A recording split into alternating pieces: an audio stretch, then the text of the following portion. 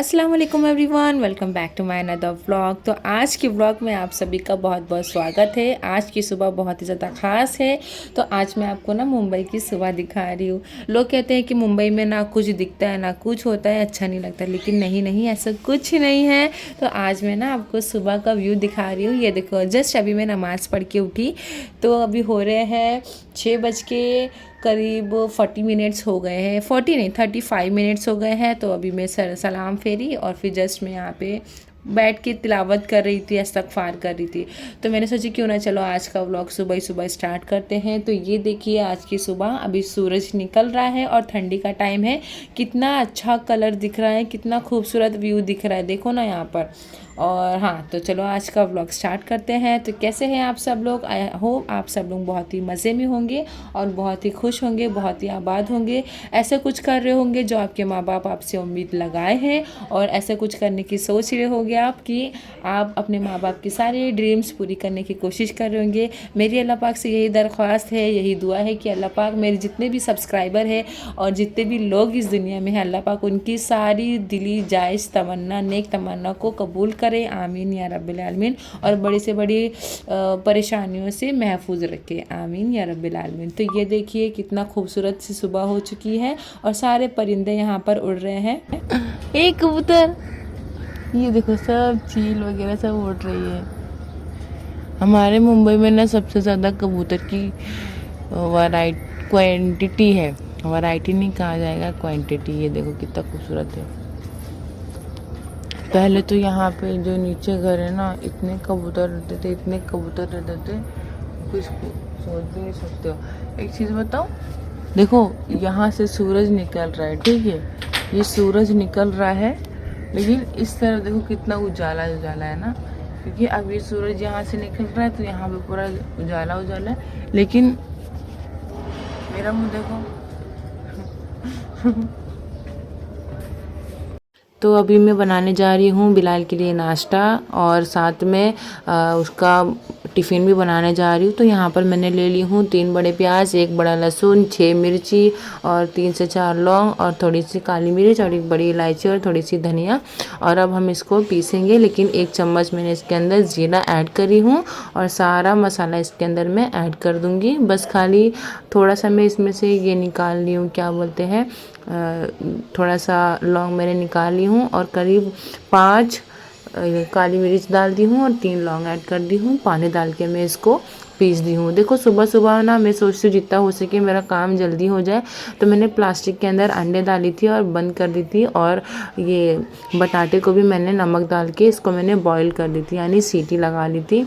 इससे क्या होता है ना, आपके बटाटे भी उबल जाते हैं, साथ में आपका ऐसे ही झटपट से हमारा अंडा भी बॉईल हो जाता है। तो चलिए आज मैं आपके साथ अपनी स्टोरी और इस्तग़फ़ार की स्टोरी शेयर करती हूँ।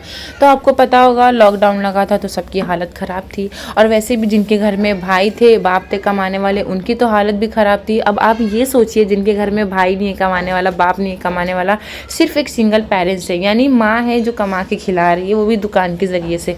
और जब हमारी दुकान बंद हो गई थी लॉकडाउन में, सामान था सारा बिक चुका था, ख़त्म हो गया था, इतनी बड़ी दुकान भी नहीं थी, बहुत छोटी थी। तो अम्मी और मैं डिप्रेशन में आने लग गए थे। मैं सोचती थी अल्लाह पाक है खिलाएगा, लेकिन अम्मी सोचते थे कि अब मैं क्या करूँ, अपने बच्चों को कहाँ से खिलाऊँ, ना दुकान का होलसेल का सामान मिल रहा है, ना कुछ भी नहीं मिल रहा है। तो हम लोग क्या करते, हम लोग के घर का राशन वगैरह सब समझो सब खत्म ही हो गए थे। सबकी ऐसी ऐसी कंडीशन थी कि सब मुंबई छोड़ के गांव जा रहे थे। कितने लोग सफ़र किए पैदल, कितने लोगों की डेथ हो गई, कितने एक्सीडेंट हो गए, कितने लोग मर गए। लेकिन अल्लाह का शुक्र है उस टाइम हम लोगों को ऐसा कुछ भी नहीं हुआ। बस हाँ, क्योंकि मेरा थोड़ा इम्यूनिटी सिस्टम थोड़ा कमज़ोर है, तो मेरी तबीयत ख़राब हो गई थी। मुझे थोड़ा सर्दी ज़ुकाम भी हो गया था और वो ठीक भी नहीं हो रहा था, लेकिन अल्लाह का शुक्र है वो कोरोना वायरस नहीं था, क्योंकि मेरा इम्यूनिटी सिस्टम थोड़ा वीक है, तो इस वजह से मुझे थोड़ी जल्दी से बीमारी में बीमार हो जाती हूँ। तो इसी तरीके से मैं जब दवा लेने गई तो कोई दवा नहीं दे रहा था, तो घर में अम्मी मुझे चिरौता काढ़ा बना के दिए, लेकिन मैं उससे ठीक हो गई। अब हमारे एरिए में जहाँ हम मलाड में रहते हैं वहाँ पे ना कोई इंसान था, अब उनका नाम नहीं पता, वो क्या कर रहे थे 5 किलो की थैली आटे की दे रहे थे। तो मैं क्या सोची चलो मैं भी जाती हूँ। तो अम्मी क्या किए थे, दूसरी जगह चले गए थे राशन लेने, और मेरे पास चप्पल नहीं थी और मेरी बहन भी चली गई थी। अब मैं क्या करी, बस नंगे पैर ऐसे मैं बाहर जैसे ही निकली और वैसे ही ना वो खिल्ला मेरे पैर में घुस गया। अब मेरे यहाँ पे है कारखाना, तो खिल्ले पड़े रहते हैं। अब वो बड़ा सा खिल्ला घुसा, मेरी जान निकल गई। मैं बोली अल्लाह, मेरे पैर में खिल्ला घुस गया। अब वो खिल्ला मैंने चलो निकाल ली, एक अंकल थे उन्होंने खिल्ला निकाले। फिर मैं मतलब दर्द बहुत हो रहा था, तो अम्मी बोले जा इसको, अम्मी आए बोले ये कैसे हो गया। मैं बोली अम्मी वहाँ पे राशन बंटने आया था, मैं सोची जाके ले लूँ, तो पैर में मेरे खिल्ला घुस गया। और वो राशन भी रह गया, राशन भी चले गया, मुझे नहीं मिला, सब बढ़ गया। सब लोगों ने बोला जाओ जाके इंजेक्शन लो वरना पैर पक जाएगा, क्योंकि वो खिल्ले के अंदर पूरा जंग लगा हुआ था। और आपको मालूम है हमारे गांव में एक लड़के को खिल्ला लग गया था, जिसकी वजह से ना उसकी पूरी बॉडी में जहर फैल गया था और उसकी डेथ हो गई थी। अल्लाह पाक उसकी मगफिरत करे और जन्नत में आला से आला मकाम अता फरमाए। तो वो बात भी हमको पता थी और बहुत ज़्यादा हम लोगों ने टेंशन ले लिया था कि अब क्या होगा। तो मैं जब दवा खाना गई, नॉर्मल दवा खाना, तो वहाँ पे वो इंजेक्शन ही नहीं लगा रहे, दवा दे के चले गए। अब मैं घर में आई, मैं बोली अम्मी इंजेक्शन तो नहीं लगाए, बस दवा दिए, लेकिन वो दवा से भी असर नहीं हो रहा था। तो हमारे यहाँ पे एक गौसी आंटी थी, उनके हस्बैंड ने मुझे घासलेट होता है ना, उसको जलाए बत्ती बना के, और वो मेरे पैर पे बहुत तेज़ तेज़ झटका दिए, कम से कम 3 से 4 झटका दिए। मतलब 2 दिन में 3 से 4 झटका दिए, वो ठीक हो गया, अल्लाह का करम है, फिर कुछ नहीं हुआ। फिर उसके बाद क्या हुआ, हमारे घर में बहुत ज़्यादा प्रॉब्लम होने लग गई। अब मेरे घर में जो 20,000 रुपये मेरी अम्मी ने जमा करके रखे थे, वो 20,000 रुपये पूरे ख़त्म हो गए, पूरे ख़त्म हो गए। अब मेरी अम्मी सोचे कि मैं अपने बच्चों लोगों का पेट कैसे पालूँ, कैसे बड़ा करूँ, अब मैं इनको कहाँ से ला के खिलाऊँ। अम्मी सोच रहे थे कि अब हम लोग का भी टाइम आ गया, अब हम लोग भी भूखे रह के मर जाएंगे, हम लोग भी ख़त्म होने वाले। वैसे भी आपको पता है ना, लॉकडाउन में कितने सारे लोग मुंबई अपनी जगह छोड़ छोड़ के अपने गाँव चले गए। हम लोग कहाँ जाते, हम लोग के पास तो पैसे भी नहीं थे, हम लोग जाते। और कितने सारे लोग तो ट्रैवलिंग के टाइम पे ही मतलब एक जगह से दूसरी जगह जाने के टाइम पे बीमार पड़ जा रहे थे, मर जा रहे थे। अल्लाह, वो मंजर ही इतना खतरनाक था कि मैं बता नहीं सकती हूँ। एक टेम्पो तो मालूम है ना हम लोग के यहाँ से गया था भर भर के। अरे अल्लाह, मैं कैसे बताऊँ, वो वक्त मैं बता नहीं सकती, मैं भूल ही नहीं सकती वो वक्त कैसा था। फिर ऐसे करते करते मैंने, अम्मी बहुत ज़्यादा टेंशन में आ गई, डिप्रेशन में आ गई कि मैं अपने बच्चों लोगों का पेट कैसे पालूँ।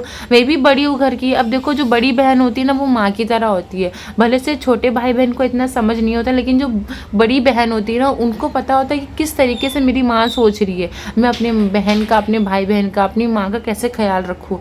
तो यही मैं भी सोच रही थी। अब एक दिन क्या हुआ, हमारे घर में बचा थोड़ा सा राशन और पैसे भी कुछ नहीं थे। तो अब मैंने बयान सुन रही थी, हमारे यहाँ पे एक वाईफाई था, वो मैंने चोरी से कनेक्ट कर ली थी, उसी का वाईफाई चलाती थी। लेकिन जब उनको मालूम पड़ा तो उन्होंने पासवर्ड भी चेंज कर दिए। लेकिन हाँ, जब तक वो वाईफाई था ना, तो मुझे पता चल गया था कि एक बयान सुनी थी कि अस्तगफार पढ़ो और ला हौला वला कुव्वता इल्ला बिल्लाहिल अलियुल अज़ीम पढ़ो।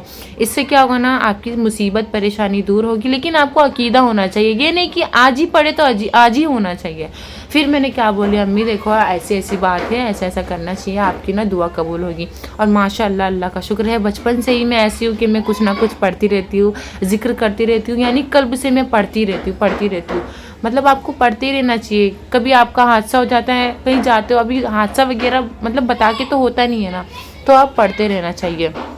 तो ऐसे करते करते वक्त चले गया, करीब 2 ही दिन हुए थे, तो हमारे यहाँ पे राशन तो ख़त्म हो गया था। फिर मैं इस्तगफार और ला हौला वला कुव्वता इल्ला बिल्लाहिल अज़ीम पढ़ने की एक विर्द चालू कर दी। मैंने करीब एक दिन में मैंने कम से कम 5,000 दरूद शरीफ और 5,000 इस्तगफार और 5,000 ये मैंने ला हौला वला कुव्वता इल्ला बिल्लाहिल अज़ीम पढ़ दिया, यानी अस्तगफिरुल्लाह सल्लल्लाहु अलैहि वसल्लम, ला हौला वला कुव्वता इल्ला बिल्लाहिल अलियुल अज़ीम। बस ऐसे पढ़ रही थी, पढ़ते 2 दिन हुआ। अब हमारे यहाँ पे आई एक टेम्पू बड़ी सी, भैया टेम्पू आई तो हमको मिला उसके अंदर राशन, 5 किलो चावल, 5 किलो आटा और शक्कर, चाय पत्ती, ये वो मिली। अल्लाह, मैं सही बताती हूँ ना, जब से लेकर मैं आज तक मैं कभी भी मतलब ये चीज़ का मैं विर्द छोड़ती नहीं हूँ। भले से थोड़ा अभी क्वांटिटी कम हो गया है, लेकिन मैं पढ़ती हूँ कि कभी भी क्या पता इंसान के ऊपर मुसीबत आएगी, इंसान जब भी अल्लाह पाक को याद करेगा क्या। नहीं ना, इंसान खुश रहे दुख रहे, अल्लाह पाक को याद करना ही चाहिए। तो मतलब एक वो माहौल ऐसा था ना कि राशन आटा था, तुरंत बढ़ जाता था, मिलता ही नहीं था।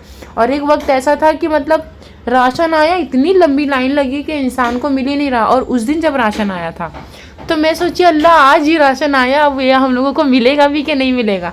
मैं गई, लाइन लगाई, मेरे हिस्से का था, मेरे नसीब का था, मुझे मिला।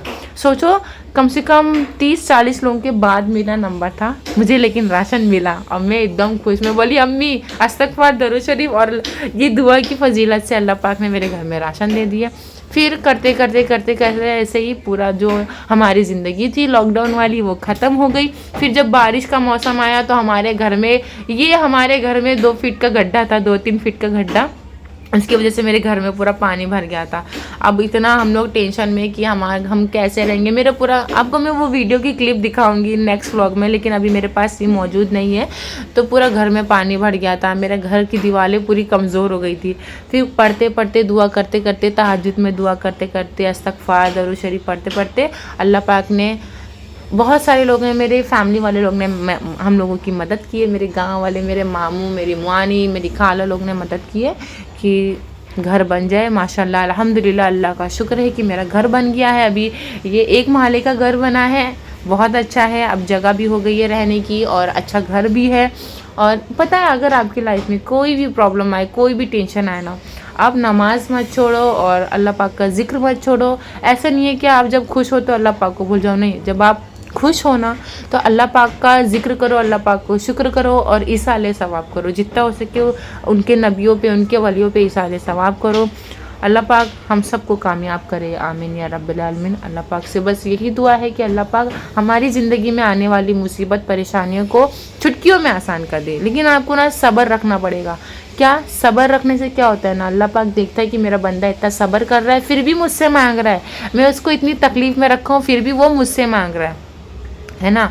तो अल्लाह पाक कभी नहीं खाली हाथ जाने देता। एक टाइम एक इंसान खाली हाथ जाने देगा, लेकिन कभी अल्लाह पाक कभी नहीं खाली देगा हाथ, मतलब हमारी झोली कभी नहीं खाली करेगा। तो ऐसे ही करते हमारी ज़िंदगी आज यहाँ आ गई। कहाँ मेरा एक घर था झोपड़ा था, पूरा एक रूम में हम लोग 4 लोग रहना, दुकान, बाथरूम, किचन, हम लोग कैसे सफ़र कर रहे थे हम लोग ही जानते हैं। लेकिन वो लॉकडाउन, वो घर, वो मुसीबत, वो परेशानी अल्लाह पाक ने सब आसान कर दिया। और अल्लाह का शुक्र है मेरे एरिया में जहाँ मैं रहती थी वहाँ पे किसी की डेथ नहीं हुई, किसी को भी कोरोना वायरस नहीं हुआ, अल्लाह का शुक्र है। देखो आप जब भी दुआ करो ना अपने आस पड़ोस वालों के लिए, अपने मोहल्ले वालों के लिए, अपनी आप जिस जहाँ में रहते हो उस वतन के लिए दुआ करो और अपने जो मरहूम हैं उनके लिए दुआ करो। अल्लाह पाक उनकी मग़फ़िरत करे और उनकी कब्र में आसानी करे। तो बस आज के लिए व्लॉग में मैं इतना ही बताना चाहती हूँ। पता नहीं मैं अपनी बातें आप तक सही से पहुँचा पाई कि नहीं, लेकिन दोस्तों मैं आपसे एक बात ज़रूर शेयर करना चाहती हूँ। नमाज के पाबंद बनो और साथ में इस्तग़फ़ार दरूद शरीफ और ला हौला वला कुव्वता इल्ला बिल्लाहिल अलीयुल अज़ीम का विर्द करते रहो। इससे क्या होगी, आपकी आसानी होगी। आपकी ज़िंदगी में जहाँ 10 रुपये की परेशानी आने वाली होगी ना, वहाँ 1 रुपये की आके चली जाएगी, आपको वो भी नहीं पता चलेगा। समझी? तो हर मुसीबत के बाद एक आसानी है, लेकिन आप जब अल्लाह पाक का हाथ पकड़ के चलोगे, अल्लाह पाक को थाम के चलोगे ना, जहाँ वो 10 दिन में जाने वाली है वहाँ वो 1 दिन में 2 दिन में चली जाएगी। ठीक है। तो हाँ, मैं चाहती हूँ कि आप मेरे चैनल को सब्सक्राइब कर ले। अगर आप मेरे यूट्यूब चैनल पे न्यू हो तो सब्सक्राइब कर लो। अगर आपको कोई भी सवाल है, कोई बात अच्छी लगी तो कमेंट करके ज़रूर बताना। और हाँ, अगर आपकी लाइफ में मुसीबत है, परेशानी है तो ज़रूर अल्लाह पाक का हाथ पकड़ो, अल्लाह पाक से दुआ करो। मिलते हैं नेक्स्ट व्लॉग में। बाय बाय, अल्लाह हाफिज़।